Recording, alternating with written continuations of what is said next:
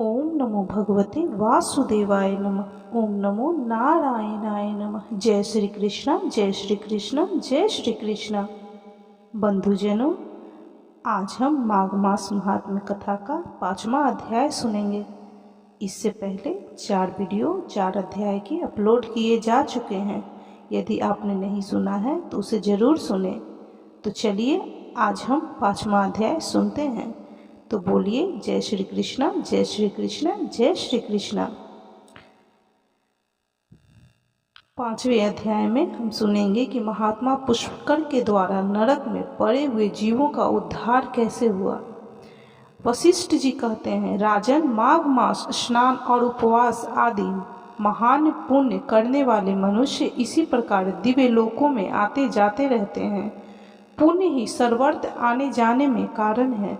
पूर्व काल में विप्रवर पुष्कर भी यमलोक में गए थे और वहाँ बहुत से नारकीय जीवों को नरक से निकालकर फिर यहीं आप पूर्ववर्त अपने घर में रहने लगे।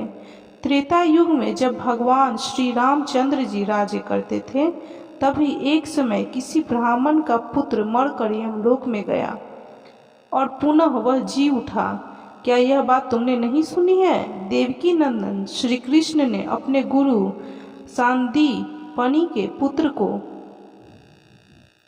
जिसे बहुत दिन पहले ही ग्राह ने अपना ग्रास बना लिया था, पुनः यमलोक से ले आकर गुरु को अर्पण किया था।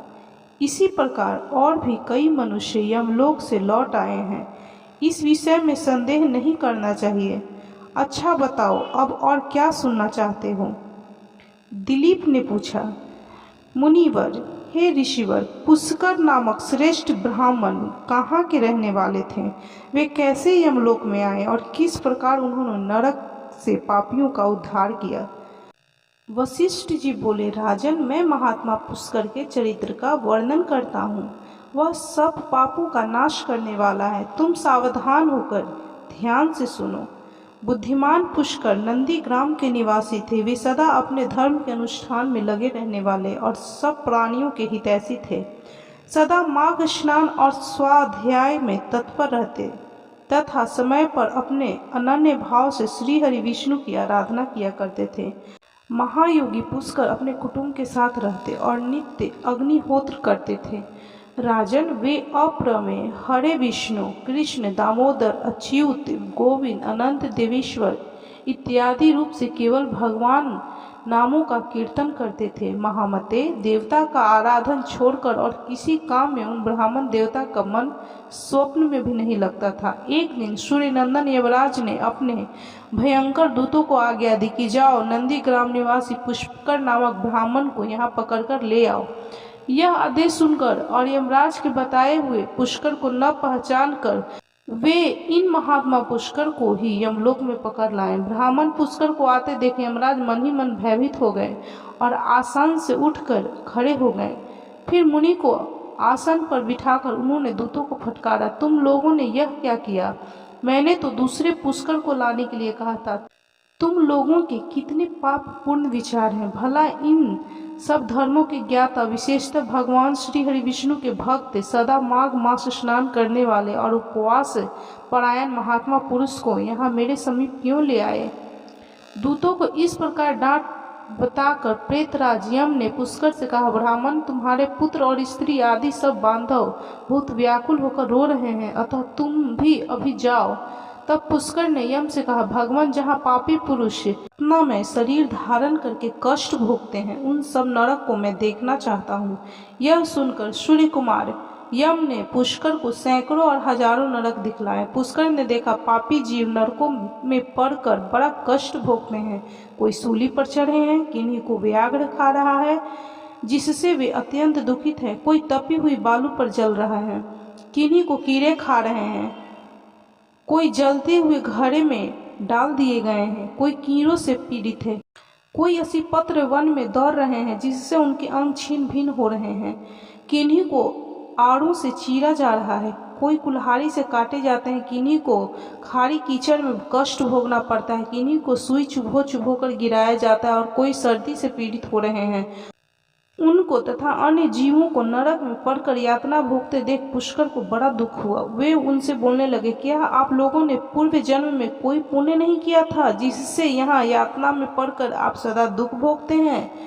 नरक के जीवों ने कहा, विप्रवर, हमने पृथ्वी पर कोई पुण्य नहीं किया था, इसी से इस यातना में पकड़कर जलते और बहुत कष्ट उठाते हैं। हमने पराई स्त्रियों से अनुराग किया, दूसरों के धन चुराए, अन्य जीवों की हिंसा की, बिना अपराध ही दूसरों पर लांछन लगाए, ब्राह्मणों की निंदा की और जिनके भरण पोषण का भार अपने ऊपर था उनके भोजन किए बिना ही हम सबसे पहले भोजन कर लेते थे। इन्हीं सब पापों के कारण हम लोग इस नरक अग्नि में दग्ध हो रहे हैं।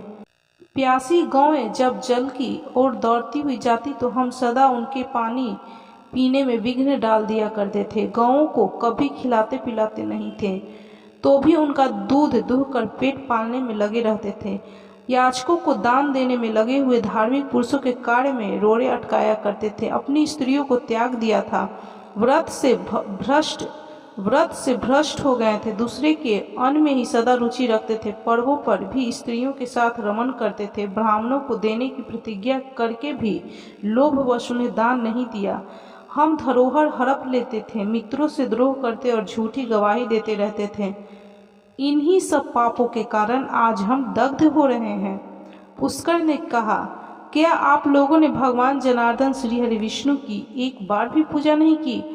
इसी से आप ऐसी भयानक दशा को पहुँचे हैं। जिन्होंने समस्त लोगों के स्वामी भगवान पुरुषोत्तम का पूजन किया है, उन मनुष्यों का मोक्ष तक का हो सकता है, फिर पाप क्षय की तो बात ही क्या है। प्रायः आप लोगों ने श्री पुरुषोत्तम के चरणों में मस्तक नहीं झुकाया है, इसी से आपको इस अत्यंत भयंकर नरक की प्राप्ति हुई है। अब यहाँ हाहाकार करने से क्या लाभ है? निरंतर भगवान श्री हरि का स्मरण कीजिए। वे श्री विष्णु समस्त पापों का नाश करने वाले हैं। मैं भी यहाँ जगदीश्वर के नामों का कीर्तन करता हूँ, वे नाम निश्चय ही आपका कल्याण करेंगे। नरक के जीवों ने कहा, हे ब्राह्मण, हमारा अंतःकरण अपवित्र है, हम अपने पाप से संतप्त हैं। ऐसे समय में आपके शरीर को छूकर बहने वाली वायु हमें परम आनंद प्राप्त करती है। धर्मात्मा, आप कुछ देर तक यहाँ ठहरिए, जिससे हम दुखी जीवों को क्षण भर भी तो सुख मिल सके। ब्राह्मण, आपके दर्शन से भी हमें बड़ा संतोष होता है। अहो, हम पापी जीवों पर भी आपकी कितनी दया है। यमराज ने कहा, धर्म के ज्ञाता पुष्कर, तुमने नरक देख लिए, अब जाओ। तुम्हारी पत्नी दुख और शोक में डूबकर रो रही है।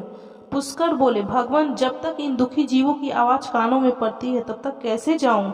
जाने पर भी वहां मुझे क्या सुख मिलेगा? आपके किंकरों की मार खाकर जो आग में के ढेर में गिर रहे हैं, उन नारकीय जीवों की यह दिन रात की पुकार सुनिए। कितने ही जीवों के मुख से निकली हुई यह ध्वनि सुनाई देती है, हाय मुझे बचाओ, मेरी रक्षा करो, रक्षा करो। समस्त भूतों के आत्मा और सबके ईश्वर सर्वव्यापी श्री हरि की मैं नित्य आराधना करता हूँ।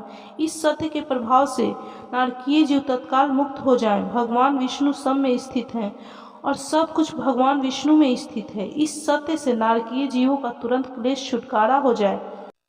हे कृष्ण, हे अच्युत, हे जगन्नाथ, हे हरे, हे विष्णु, हे जनार्दन, यहाँ नरक के भीतर यातना में पड़े हुए इन सब जीवों की रक्षा कीजिए।